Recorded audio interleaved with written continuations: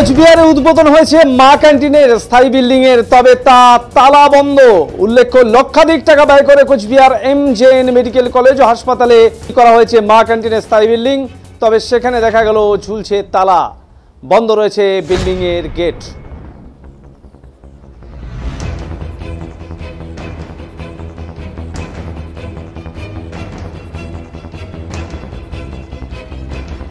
আর সাধারণ মানুষেরা খাবার খাচ্ছেন সাইকেল স্ট্যান্ডে। চলতি মাসের 23 তারিখ এই মা ক্যান্টিনের নতুন বিল্ডিং উদ্বোধন করেন কোচবিহার পৌরসভার পৌরপ্রধান রবীন্দ্রনাথ ঘোষ।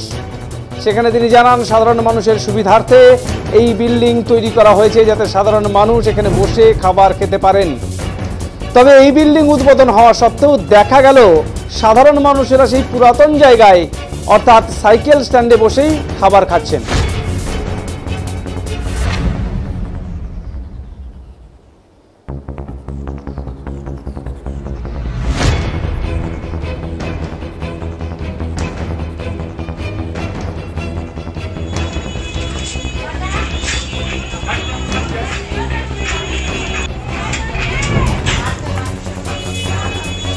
দেখছেন সেই ছবি, নতুন বিল্ডিং হওয়া সত্ত্বেও, আনুষ্ঠানিক উদ্বোধন হওয়া সত্ত্বেও সেই মানুষ, সাধারণ মানুষ কিন্তু সাইকেল স্ট্যান্ডে বসেই খাবার খাচ্ছেন।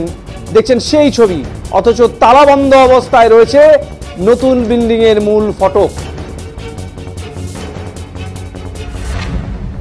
কি বলছেন খাবার খেতে আসা সাধারণ মানুষেরা, শুনবো।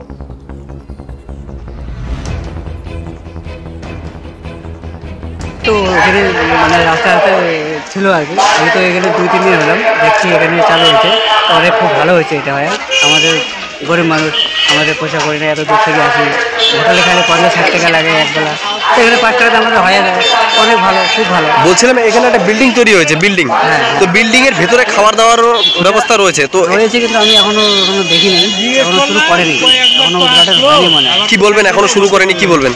এখন কতদিনে শুরু করে এটা বলতে পারলাম না, আমি তো এখন জানি না, এটা দিকে বিষয়টি দেখুন, যেটা রাজ্য সরকারের উদ্যোগে মা ক্যান্টিন যে পরিষেবা, সেটার থেকে মানুষ উপকৃত হচ্ছে, এটা একদম বাস্তব। এর উদ্যোগকে আমি সাধুবাদ জানাই।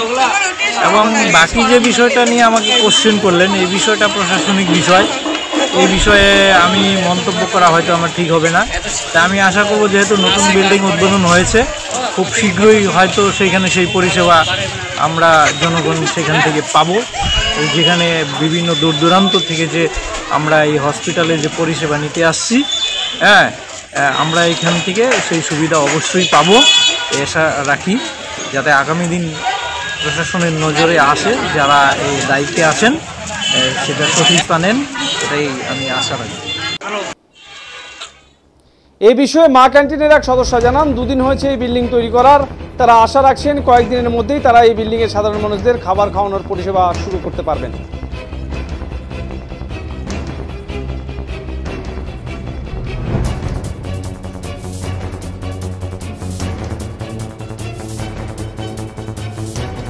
হ্যাঁ, এখানে তো খাবার দাবার অনেকদিন থেকেই আরম্ভ হয়েছে পৌরসভার পরিচালনায়।